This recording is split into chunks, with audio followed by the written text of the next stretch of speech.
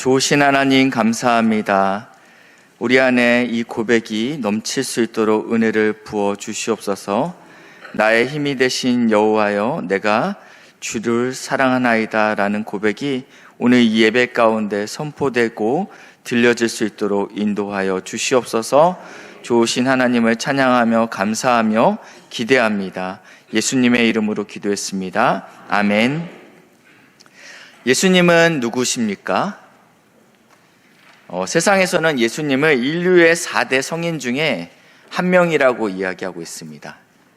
이거는 세상에서 이야기하는 거고, 오늘 우리에게는 예수님은 어떤 분이십니까? 쉬운 질문인 것 같지만 또 어려운 질문입니다. 그리고 중요한 질문입니다. 왜냐하면 우리가 예수님을 누구라고 인식하느냐가 나의 신앙과 나의 삶을 결정하기 때문입니다. 오늘 예수님은 나에게 어떠한 분이신지 깨닫고 돌아가시는 복된 은혜가 있으시길 주님의 이름으로 축복합니다. 인도의 독립운동가 마하트마 간디가 있었습니다. 이는 예수를 위대한 스승이라고 존경했습니다. 이유는 나는 예수의 산상수훈에 매료되었다. 원수를 사랑하라.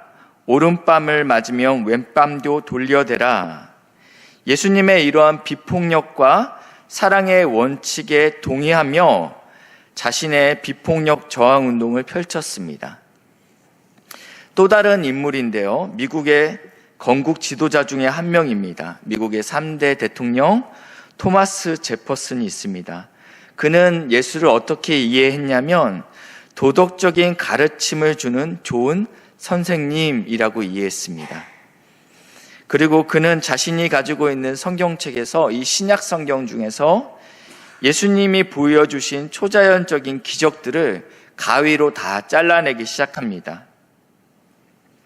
무리를 걸으신 사건, 동정녀 마리아에게서 태어난 사건, 오병이어 죽은 나사로를 살린 사건, 그리고 부활과 승천 등 논리적으로 이해가 되지 않는 모든 성경들은 가위로 다 잘라냈습니다. 그리고 자신이 합리적이라고 생각하는 예수님의 가르침을 모아서 제퍼슨 성경, 자신의 이름을 따서 이 제퍼슨 성경을 편집했습니다. 예수님은 정말로 간디나 또 우리 제퍼슨이 생각하는 그런 분이십니까? 오늘 읽은 본문을 중심으로 예수님이 진정 우리에게 누구신지 살펴보는 시간을 갖도록 하겠습니다. 먼저 13절 보실까요? 예수께서 빌립보 가이사랴 지방에 이르러 예수님이 제자들과 함께 이 빌립보 가이사랴로 방문하게 됩니다. 예수님이 머무시는 곳마다 예수님의 가르침이 있었고, 그리고 치유 사건, 귀신을 쫓아내는 사건이 있었지만 오늘 이곳에서는 어떠한 일도 행하시지 않았습니다. 성경에는 기록되어 있지 않습니다. 다만 예수님이 질문을 하셨습니다. 그러니까 예수님께서는 가이사랴 빌립보에 가신 이유는 오늘 이 질문을 하기 위하여 가신 것입니다. 13절 하반절에 가시니까 제자들에게 물어 이르시되 사람들이 인자를 누구냐 하느냐. 예수님께서 왜 제자들에게 이러한 질문을 하십니까? 그 이유를 알기 위해서는 먼저 이 가이사랴 빌립보가 역사적으로 어떠한 의미가 있는지에 대해서 알아봐야 됩니다. 지도를 보시면요, 이 갈릴리 북쪽 32km 떨어진 곳이 가이사랴 빌립보 지역입니다. 그리고 지도의 파란색 산으로 표시해둔 부분이 헤르몬 산입니다. 이 헤르몬 산의 높이는 백두산과 비슷하다고 합니다. 한라산보다는 800m나 더 높습니다. 이 가나안 지역에서는 가장 높은 산이 이 헤르몬 산입니다. 이곳은 이 가나안 땅은 사실은 물이 없는 척박한 땅이죠. 근데 이 헤르몬 산에서 내려오는 물줄기로 인해서 갈릴리 호수가 만들어졌고, 이 갈릴리 호수로 인해서 요단강이 내려오게 되고, 그 요단강으로 인해서 사해 바다가 만들어지게 된다라는 것입니다. 그러니까 이 헤르몬 산은 가나안 땅의 물줄기의 근원이 되는 땅입니다. 그래서 성경은 이 헤르몬 산에 대해서 이렇게 표현하고 있습니다. 시편 133편 3절 말씀인데, 헐몬의 이슬이, 이게 헤르몬 산을 이야기하고 있습니다. 시온의 산들에 내림 같도다. 그러니까 이곳에서 생겨나는 모든 그 물들이 결국 시온 전체를 덮게 된다라는 의미입니다. 이 고대 근동 사람들은 높은 곳을 굉장히 신성시 여겼습니다. 왜냐하면 하나님은 높은 곳에 있기 때문에 높은 곳에 갈수록 하나님과 더 가까워질 수 있다라는 믿음이 있었습니다. 그런데 그 높은 곳에 넉넉한 수온까지 있다면 그곳은 더욱 신비로운 장소가 되게 됩니다. 왜냐하면 이곳에서 신성한 의식을 치르기에 적합한 장소가 되기 때문입니다. 이스라엘 백성이 이 광야에서 가나안 땅을 정복하기 전에 이미 이곳에서는요, 바알 헤르몬이라고 불려지고 있었습니다. 그러니까 예수님 당시에는 이 땅의 이름이 가이사랴 빌립보였다면요, 이스라엘 백성이 아직 가나안 땅에 들어가기 전에 이 땅의 이름은 바알 헤르몬이었다라는 것입니다. 사사기 3장 3절 말씀인데요, 블레셋의 5 군주들과 모든 가나안 족속과 시돈 족속과 바알 헤르몬 산에서부터라고 표현되고 있죠. 그러니까 이 헤르몬 산의 이름이 바알 헤르몬이었습니다. 이 바알은 가나안 땅의 주신이었습니다. 주된 신이었습니다. 왜냐하면 비와 풍요를 내려주는 신이 바알 신이었기 때문입니다. 그런데 이 풍부한 물을 공급하는 헤르몬 산은 바알을 섬기기에 아주 자연스러운 곳이었습니다. 이곳을 당시에 다른 이름으로도 불리었는데 바로 라이스입니다. 가이사랴 빌립보, 그리고 바알 헤르몬, 그리고 이 바알 헤르몬이 다른 이름으로 불렸다고 말씀드렸는데 라이스라고도 불렸다라고 이야기하고 있다는 것입니다. 여호수아 시대에 이들은 가나안 땅, 약속의 땅을 점령합니다. 그리고 나서 제비뽑기로 땅을 나눠 가지게 되는데, 단 지파는요, 보시면 이 아래에 빨간 원, 그 땅을 분배받았습니다. 남쪽 부분이었죠. 근데 그 바로 아래에 파란색 빗금으로 친 곳이 있는데, 그곳이 바로 블레셋의 땅이었습니다. 그렇기 때문에 국경을 마주대고 있기 때문에 늘 전쟁의 위협에 노출된 분쟁이 끊이지 않는 곳이었습니다. 지금의 가자 지구를 블레셋 지역이 차지하고 있습니다. 하나님께서 기업으로 주셨다는 약속의 말씀보다는 안전이 보장되는 현실이 더 중요했습니다. 그래서 이 단지파 사람들은 더 이상 우리가 이러한 긴장을 가지고 살 필요가 있나라는 생각이 들어서 5명을 추리게 됩니다. 용맹스러운 5명을 추려서 우리들이 살만한 땅을 한번 찾아봐라 라고 5명을 정탐시킵니다. 이때 이들이 발견한 땅이 바로 어디냐면요, 헤르몬 산으로부터 내려오는 물이 풍부한 라이스 지역입니다. 그 라이스 지역이 바로 어디냐면 위쪽에 빨간 원, 가나안의 최북단 지역입니다. 사사기 18장 7절 말씀인데요,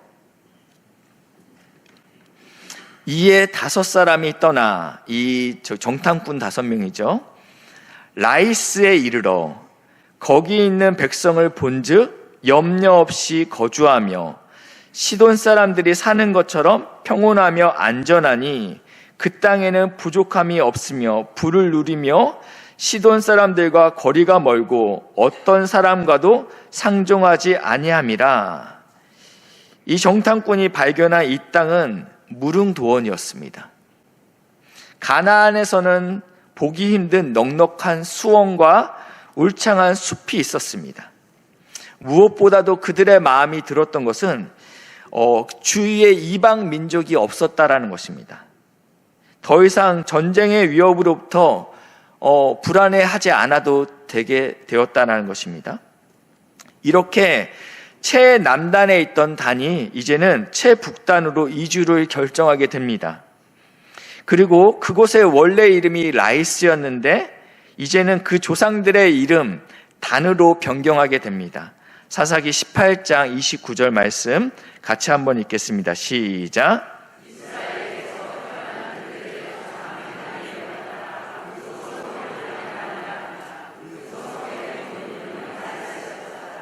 아멘. 원래는 예수님 당시에 이곳의 이름은 무엇이었죠? 가이사라 빌립보. 그리고 이 사사기 시대 때 아직 점령하기 전에는 이 땅은 바알 헤르몬이라고도 불렸고 라이스라고도 불렸습니다. 그런데 이제는 단 지파가 이 땅을 점령하면서 이 지명의 이름이 단으로 변경됩니다. 세월이 흐릅니다. 이스라엘은 분단의 아픔을 겪게 됩니다. 그리고 단은 이 최북단에 있던 단은 북이스라엘의 왕 여로보암의 영토에 속하게 됩니다. 근데 문제가 무엇이냐면 북이스라엘 사람도 여호와의 절기가 되면 남유다 예루살렘에 내려와서 예배를 드려야 된다라는 것입니다. 이 북이스라엘 왕으로서 마음이 불안하죠. 그래서 이것을 방지하기 위하여 새로운 대안을 제시합니다. 번거롭게 너희가 예루살렘으로 내려갈 필요가 없다라는 것입니다. 내가 이 북이스라엘 땅에 금송아지와 제단을 만들어 놓겠다. 이제는 너희가 먼 예루살렘까지 가지 말고 너희 거주지에서 가까운 이곳에서 절기를 지키다라고 이야기합니다. 왕상 12장 28절 29절 말씀인데요.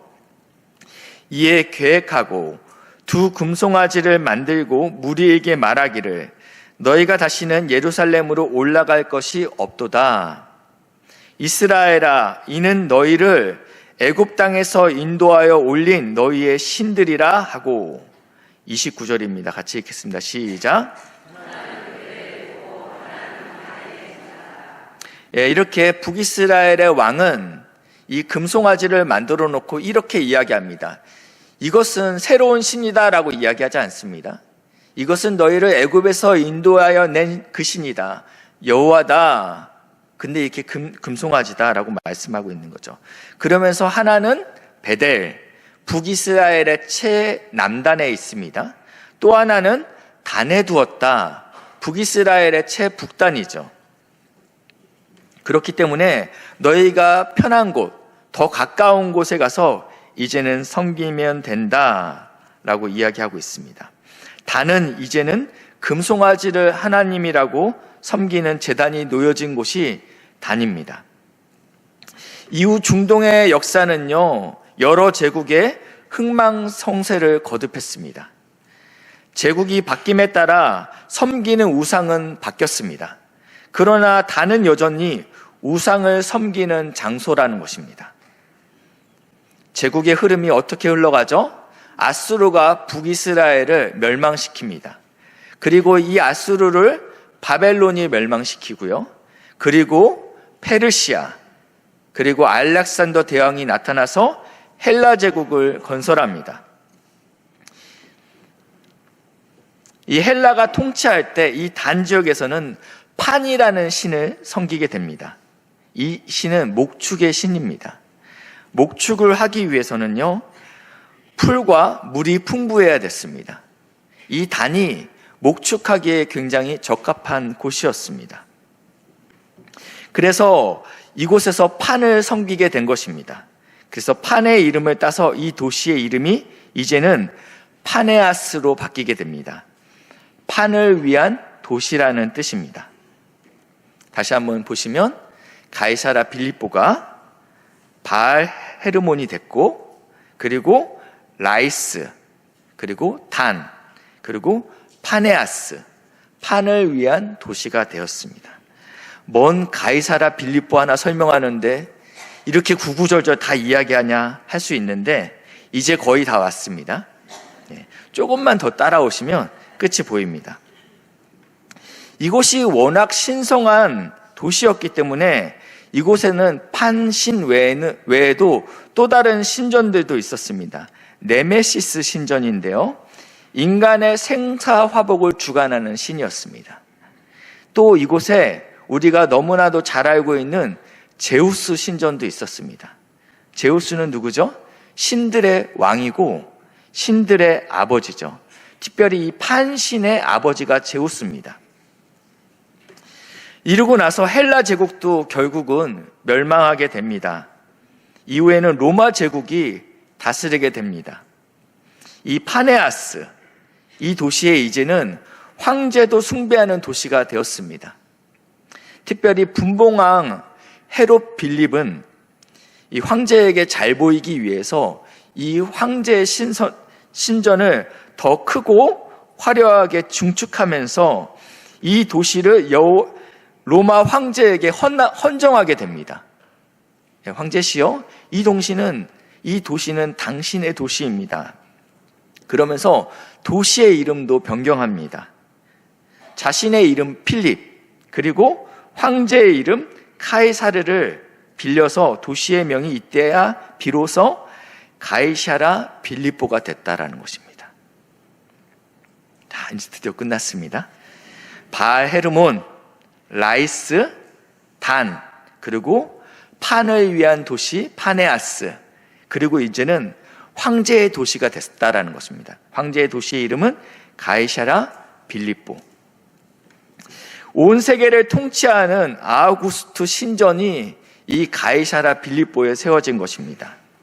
이곳에서 예배를 드릴 때는요, 황제에게 예배를 드릴 때는 이렇게 합니다. 주 하나님라고 고백합니다. 이 고백은 여호와 하나님한테 하는 고백이 아닙니다. 황제한테 드리는 고백이었습니다.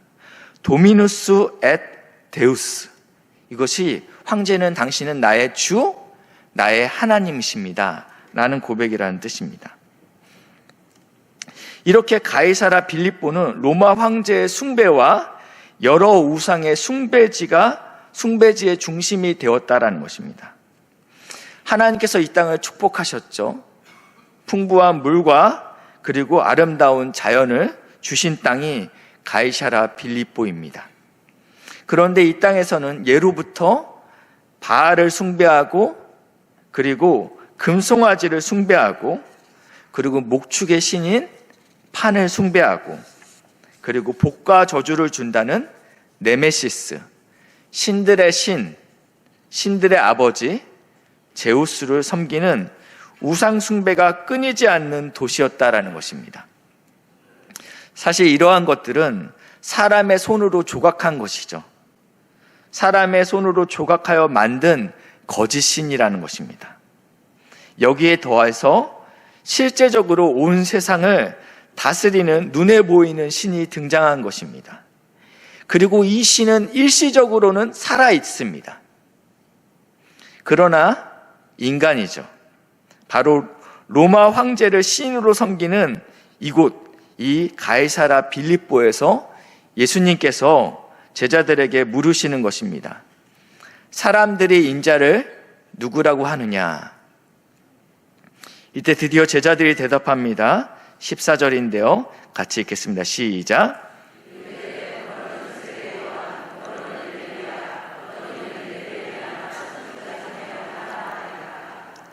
많은 사람들이 예수님을 죽었던 세례 요한이 다시 살아났다라고 착각합니다. 예수님이 요단강에서 세례 요한에게 세례를 받으신 후에 예수님의 공식적인 사역과 세례 요한은 겹치지 않습니다. 마가복음 1장 14절 말씀인데요. 요한이 잡힌 후 예수께서 갈릴리에 오셔서 비로소 하나님의 복음을 전파하였습니다. 그러니까 공식적인 사역의 일정이 겹치지 않았다라는 것입니다. 두 번째는요, 15절인데요. 이르시되 때가 찼고 하나님의 나라가 가까이 왔으니 회개하고 복음을 믿으라 하시더라. 이게 예수님의 메시지인데 이 메시지는 세례 요한의 메시지와 다르지 않았습니다. 그렇기 때문에 사람들이 이 예수님을 세례 요한, 죽었던 세례 요한이 다시 살아났구나라는 오해를 했다라는 것입니다. 또 많은 사람들은 예수님을 엘리야로 오해합니다. 왜냐하면 이 구약 성경의 마지막 선지자 말라기 마지막 장 마지막 절에 하나님께서 종말의 때에 선지자 엘리야를 먼저 보낼 것이라고 예언하셨기 때문입니다. 말라기 4장 5절 말씀입니다. 같이 읽겠습니다. 시작.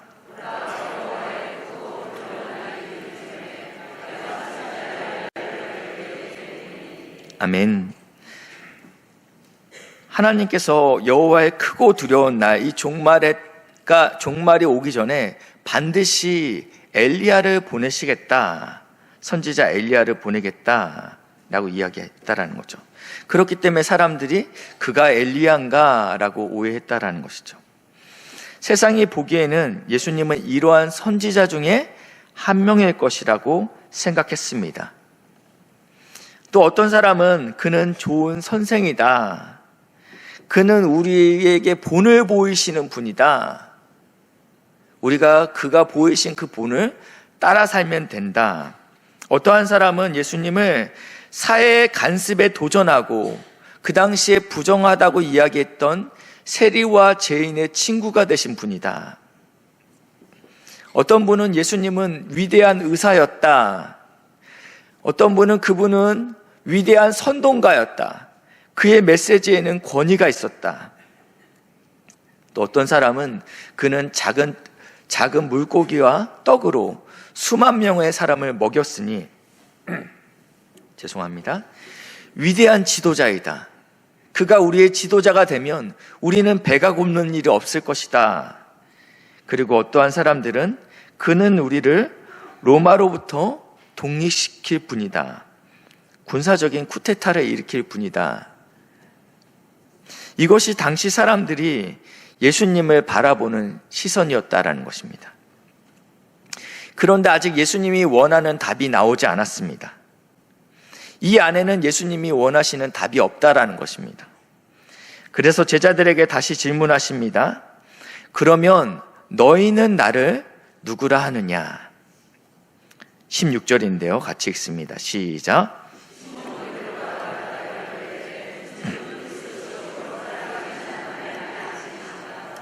아멘. 드디어 예수님이 원하시는 답이 나왔습니다. 바로 예수님은 주인이시고 하나님이십니다. 사실은 이 고백은 오직 로마 황제에게만 쓰여지는 고백이라고 말씀을 드렸습니다. 도미누스 앳 데우스, 황제의 신전에서 이렇게 외쳤던 고백이에요. 당신은 나의 주님, 그리고 데우스, 하나님이십니다. 거대한 제국을 다스리고 있던 로마는 일정 수준의 자치권을 각 지역마다 보장하게 됩니다. 그 대신 조건이 있습니다. 황제에 대한 충성을 맹세해야 된다는 것입니다. 그 충성의 고백이 바로 무엇이냐면 황제는 나의 주님이시고 하나님이십니다. 이 고백을 맹세하는 자들에게는 그들의 문화와 그들의 종교를 존중했다라는 것입니다. 그렇게 고백만 해. 너가 뭘 믿든지 나는 상관하지 않겠어. 그렇지만 내가 주인이야, 내가 하나님이야, 이것은 황제를 위한 고백이야. 이 충성을 맹세시켰습니다. 이 고백만 한다면 나는 예전에 살던 그대로 살 수 있습니다. 그러나 문제는 기독교인들은 이 고백에 있어서 타협할 수 없다라는 것입니다. 당신은 주님이십니다. 이 고백은 당신만이 나를 다스릴 수 있습니다. 이 고백은 황제는 나의 주인님이 아니십니다. 그리고 다른 어떤 신들이 나의 주가 아닙니다. 오직 예수님, 당신 한 분만이 나의 주인이십니다. 말씀을 정리하겠습니다. 이 가이사라 빌립보에서 예수님의 질문에는 이러한 의미가 포함되어 있습니다. 누가 인생의 생사화복을 주관하느냐? 네메시스가 아니라 예수님이십니다. 누가 진정한 풍요로운 삶을 줄 수 있는가? 목축의 신, 판이 아니라 예수님이십니다. 누가 신들의 왕인가? 제우스가 아니라 예수님입니다. 누가 당신의 주인이시며 참 하나님이십니까? 로마 황제가 아니라 예수님 당신이십니다. 예수님은 바로 이 시간 오늘 우리에게도 같은 질문을 하시고 있습니다. 오늘 이 시간, 오늘 이 시대는 온 세상이 가이사라 빌립보입니다. 사람들은 더 잘 살고 더 부유하기를 원합니다. 그래서 풍요의 신 맘몬을 섬기고 있습니다. 어떤 이는 외모가 자신의 인생의 전부라고 생각해서 미의 신을 섬기고 있습니다. 그의 신전은 주로 강남과 압구정에 많이 있죠. 또 다른 이는 논리적으로 이성적인 과학과 지식의 신을 숭배하고 있습니다. 어떠한 이는 행복이, 쾌락이 이것이 나의 진정한 기쁨을 줄 수 있어. 그래서 행복과 쾌락을 섬기고 있습니다. 그리고 많은 성도님들은 자신의 자녀가 신이 되었습니다. 자녀들의 성공과 행복을 위해서 모든 시간과 재정을 쓰고 있습니다. 자녀 인생의 유일한 목표는 좋은 대학을 가야 돼. 그래야지 너의 인생에 참 행복이 있어. 그의 신전은 대치동과 목동에 있죠. 마곡에는 없더라고요. 이런 세상 속에서 예수님이 우리에게 물으신다라는 것입니다. 사랑하는 아들아, 사랑하는 딸아, 너는 나를 누구라 하느냐? 내가 너의 참 주인이 맞느냐? 우리는 하나님께 예배드리기 위해서 이 자리에 나왔습니다. 그리고 하나님께서는 이 질문을 피해가지 않으십니다. 한 분 한 분에게 이 질문을 하십니다. 너희는 나를 누구라 하느냐? 그때 우리의 고백은 당신은 나의 주님, 나의 하나님이십니다. 이것이 우리가 마땅히 드려야 될, 하나님께 드려야 될 고백인 줄 믿으시길 바랍니다.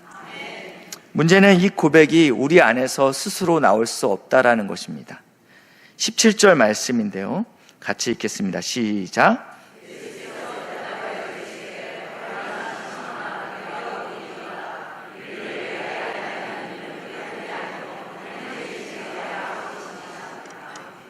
이것은 우리의 혈육으로 알 수 없다라고 예수님 말씀하고 있습니다. 나의 애씀과 수고와 나의 깨달음으로 알 수 없다. 이 깨달음은 오직 하나님께서 우리에게 허락하실 수 있다라고 말하고 있습니다.